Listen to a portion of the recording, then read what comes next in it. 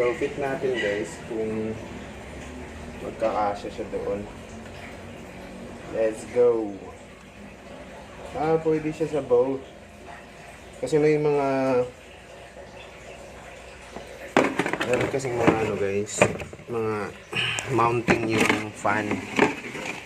So, dalawang klase yon, yung D na tinatawag nila, letter D, kasi yung tawag nun, yung parang pinaka ano niya, to kulay, parang yung butas niya is hugis D.